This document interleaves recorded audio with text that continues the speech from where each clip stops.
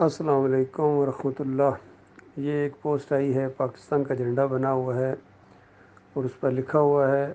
اوپر حی علی الفلاح بھی اور نیچے ایک شعر ٹائپ لکھا ہوا ہے۔ اس وقت قوم کو ایک ملک کی ضرورت تھی، آج اس ملک کو ایک قوم کی ضرورت ہے۔ نہیں بلکہ یوں کہو کہ اس وقت بھی قوم کو ایمان کی ضرورت تھی اور آج بھی اس ملک کو اور پوری قوم کو ایمان کی ضرورت ہے۔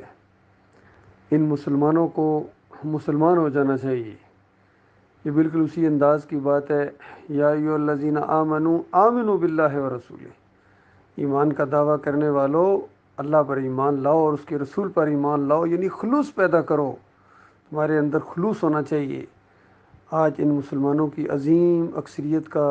جرم صرف اور صرف یہ ہے کہ ان کے اندر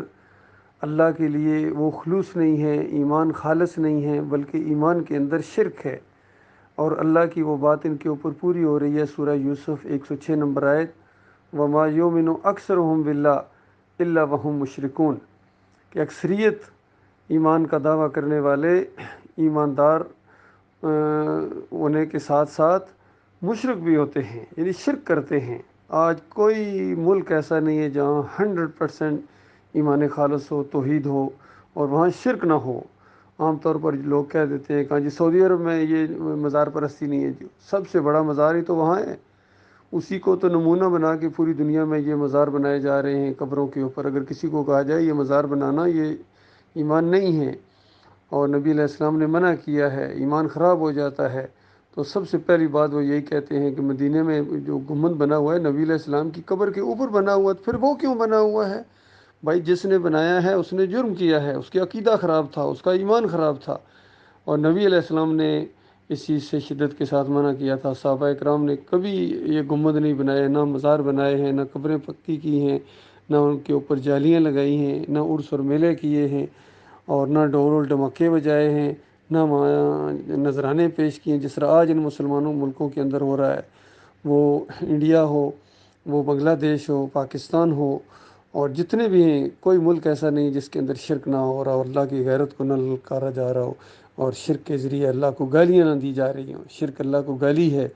تو اللہ کو گالی دینے کے بعد مسلمانوں تم یہ سمجھتے ہو کہ تمہیں اللہ تعالیٰ امن و سکون دے گا؟ تو وہاں سے جو آئے تھے ہجرت کر کے وہاں سے، کہ یہ پاکستان کا مطلب کیا، لا الہ الا اللہ، یہ نعرے لگاتے ہوئے آئے ہیں، اور چادر ساتھ لے کر آئے ہیں کہ محی الدین چشتی کی قبر کے اوپر جو چادر چڑھایا کرتے تھے، اب پاکستان جا کے وہ علی اجمیری کی قبر پر چڑھائیں گے، اور وہاں جا کے ماتھے رگڑیں گے، ٹیکیں گے، اور وہ چھری اور وہ ساری چیزیں لے کے آئے ہیں ساتھ کے، کیک کاٹیں گے وہاں، یہاں بھی کاٹتے تھے 12 ربیع الاول کو یہ میلاد کا شرکیہ کیک، اور وہاں بھی جا کے کاٹیں گے، گھوڑا ساتھ لے کے آئیں کہ وہ بھی دلدل وہاں نکالیں گے، گھوڑے کو پوجیں گے۔ تو یہ مسلمان ہیں، یہ وہ مسلمان ہیں جنہیں دیکھ کے شرمائے یہود۔ اللہ کے بندو، ایمان کے ساتھ یہ کھلواڑ کھیلنے کے بعد اللہ تعالیٰ تمہاری ماں اور بہنوں کی عزتیں جو برباد ہوئی تھیں، اور 47 کے اندر جو ان مسلمانوں کے ساتھ ہوا ہے، ہندوؤں اور سکھوں نے جو کچھ کیا ہے، اس کی ابھی یادیں بھی فراموش نہیں ہوئی ہیں، اور یہ ان کے نوجوان یہ موٹر سائیکلوں کے سلنسر نکال کر اور گاڑیوں کے سلنسر نکال کر آگے پیچھے یہ جشن آزادی منا رہے ہیں۔ یہ بے شرم قوم،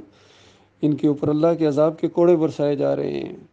اور آزاد یہ کہاں ہیں؟ غلام آزادی منا رہے ہیں، اندازہ لگے 14 اگست منا رہے ہیں۔ یہ غلام قوم، بلکہ غلاموں کے غلام ہیں یہ، گوروں کے بعد جو گوروں اپنے وہ غلام چھوڑ کے گئے، ان کے اوپر مسلط کر کے گئے ہیں، یہ ان کے غلام ہیں۔ اسی وجہ سے 75 سال بعد پتہ چلا کہ آزاد ہے ہی کوئی نہیں۔ وہ جو آزادی کی تحریک لے کر اٹھے ہیں خان صاحب، وہ خود جا کے مزاروں کے سامنے سجدے کرنے کے قائل ہیں، وہاں جا کے ماتھا ٹیکتے ہیں گنج شکر، اور ان کے سامنے یا علی مدد کے نعرے لگائے جاتے ہیں، اور ان کے ماتھے پر بل نہیں پڑتا ہے۔ وہ جو اقبال جو مر گیا ہے اسی شرک کے اوپر، نصرت علی فتح، جس کو لے کر پورا یورپ گھومے ہیں بھیک مانگنے کے لیے، بس ڈونیشن دے دو، میں نے ڈونیشن اکٹھی کرنی ہے، بتاؤ۔ اس کے بعد ہر جگہ جا کر وہ مشرکانہ قوالی گاتا رہا ہے، اور عمران خان کے فرمائش کے اوپر کفر و شرک والی قوالی،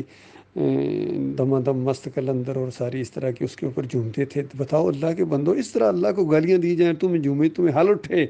اور اللہ تعالیٰ تمہیں پکڑے گا نہیں، اور یہ کہنا کہ میں اللہ کے علاوہ کسی سے نہیں ڈرتا ہوں، میں موت سے نہیں ڈرتا ہوں۔ بھائی تم نہیں ڈرتے ہو، تم اتنے بہادر ہو، تم جہنم سے بھی نہیں ڈرتے ہو، اتنے دلیر ہو تم، ومن اصبر علی النار، یہ تو مالک نے بات پہلے بتا دی تھی، آگ کے اوپر کس طرح صابر ہیں۔ ان سب سے زیادہ غدر کیا ان مولویوں نے اور ان پیروں نے، چاہے یہ گولڑا شریف ہوں، چاہے یہ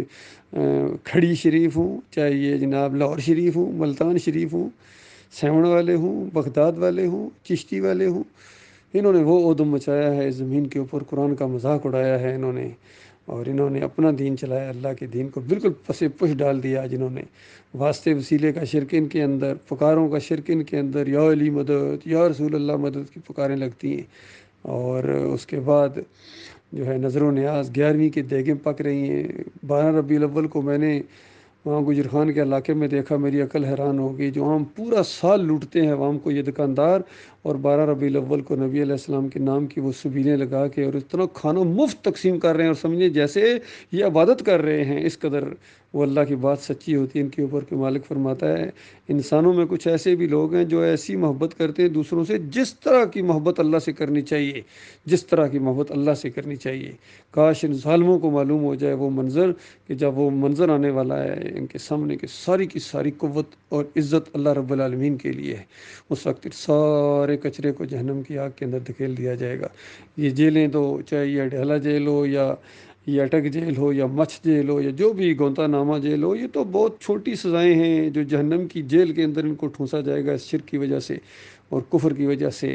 اور اللہ کے علاوہ دوسروں کو پکاریں لگانے کی وجہ سے، نظر و نیازوں کی وجہ سے، عرس اور میلوں کی وجہ سے، اور رکوع اور سجدے ثابت کرتے ہیں ان کے مشرکین جو مفسرین گزرے ہیں، یہ قرآن سے ثابت کرتے ہیں، سارے لگے ہوئے ہیں قرآن سے ثابت کر رہے ہیں جو پکارے ہیں۔ محمود الحسن نے اپنی تفسیر میں لکھ دیا کہ اللہ کے بندوں کو پکارنا یہ اللہ ہی کو پکارنا ہے،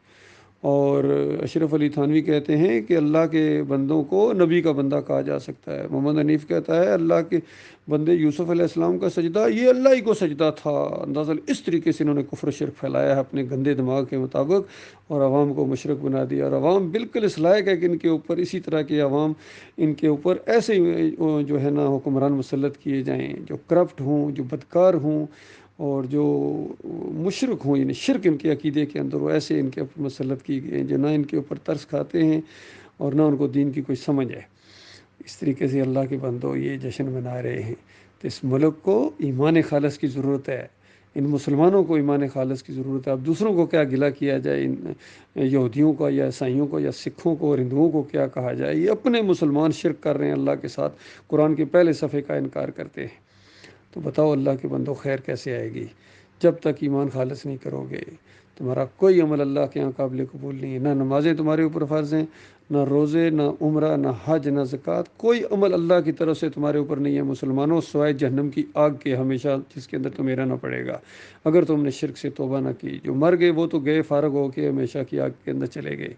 اور جو باقی بچ گئے ہیں اگر توبہ کر لیں تو اللہ تعالیٰ کی طرف سے ان کو معافی ہے، اور اگر یہ بھی اسی طرح بھیڑ بکریوں کی طرح سر نیچے کر کے جا رہے ہیں اسی گڑھے کے اندر، تو انہوں نے وہاں ہی جانا ہے۔ تو عام طور پر یہ کہا جاتا ہے ہم کوئی بھیڑ بکریاں ہیں، وہ بھیڑ بکریاں تو حلال ہیں، تم ان جانوروں سے جو غلیظ ترین جانور ہیں ان سے بھی بدتر و شرک کرنے والو۔ اللہ تعالیٰ نے کہا، یہی کہا ہے کہ کل انعام بل ہم اضل، کہ یہ جانوروں کی طرح ہیں اور جانوروں میں بھی بدترین مخلوق ہیں یہ شرک کرنے والے۔ تو اللہ کے بندو اللہ کے دین کو مذاق نہ بناؤ۔ یہ اگر پاکستان کا مطلب کیا لا الہ الا اللہ انہوں نے لگایا تھا ہمارے بڑوں نے، تو ان کو پاکستان کا مطلب تو لا الہ الا اللہ نظر آ گیا، لیکن لا الہ الا اللہ کا مطلب ان کو نہیں آتا تھا، ورنہ وہ کبھی یہ نعرہ نہ لگاتے۔ تو اس کے بانی ہوں یا بعد والے ہوں، جتنے بھی ہوں جو شرک اور کفر کے رکھوالے گزرے ہیں یا آج رکھوالی کر رہے ہیں شرک اور کفر کی، اس جمہوریت کے بت کو بھی پوج رہے ہیں، ان سب نے جہنم کی آگ کا ایندھن بننا ہے، کچرا بننا ہے۔ اللہ یہ کہ یہ توبہ کریں، اللہ اس قوم کو توبہ کی توفیق عطا فرمائے، اور سارے ان کے مسائل چٹکیوں میں حل ہو جائیں، قرضے یہ سب کچھ ان کے مسائل، اگر یہ ایمان کو قبول کریں اور پوری قوم بحیثیت اجتماعی طور پر توبہ کریں، اور یہ جو اپنے انہوں نے بت بنائے ہوئے ہیں، یہ مزار جس کو کہتے ہیں، گنبد جس کو کہتے ہیں، چاہے یہ نیلا گنبد ہو، چاہے پیلا، چاہے ہرا گنبد ہو، سب جب تک نہیں گریں گے کوئی خیر نہیں آ سکتی ہے، پاک سرزمین نہیں ہو سکتی۔ یہ زمین نے پاک ہونا ہے، وہ تو ہونا ہی ہونا ہے، وہ تو اللہ کا منصوبہ ہے، اس کو تو کوئی نہیں روک سکتا۔ اس زمین نے شرک سے پاک ہونا ہے، بتوں کو توڑا جائے گا، مزاروں کو گرایا جائے گا، جمہوریت کو ختم کر دیا جائے گا، خنزیر لاپتہ ہوگا، صلیب توڑ دی جائے گی، یہ تو ہونا ہی ہونا ہے۔ لیکن مسئلہ یہ ہے کہ جو زندہ ہیں وہ اپنے آپ کو کیا کر رہے ہیں، کہاں کھڑے ہیں، اور جو مرتا جا رہا ہے اگر ایمان کے ساتھ نہیں ہے تو آگ میں جو مرتا جا رہا ہے۔ میری بات نہیں ہے، یہ نبی علیہ السلام آخری نبی محمد صلی اللہ علیہ وسلم کی بات ہے، ممات یشرک باللہ شیئن دخل النار، جس نے ذرہ برابر شرک کیا، یہ پکاریں، یہ نظر و ریاضیں، یہ رکوع اور سجدے تو بہت بڑی بات ہے، شیئن معمولی شرک بھی کیا اور اس کی موت آ گئی، دخل النار۔ اور وہ ممات لا یشرک بھی شیئا، اور جس کی موت آئی اس نے اللہ کے ساتھ کسی کو شریک نہیں کیا ہے، دخل الجنہ، وہ جنت میں داخل ہوگا۔ یہ معاملہ ہے اللہ کے بندو، نکلو اس بریلویت سے، دیوبندیت سے، اہل حدیثیت سے، جمہوریت سے، اور ایمان خالص کی طرف پلٹو، تب مدینہ ریاست بنے گی، ورنہ ساری تمہاری کوششیں ناکام ہیں۔ اللہ تعالیٰ تمہیں غور و فکر کرنے کی توفیق عطا فرمائے۔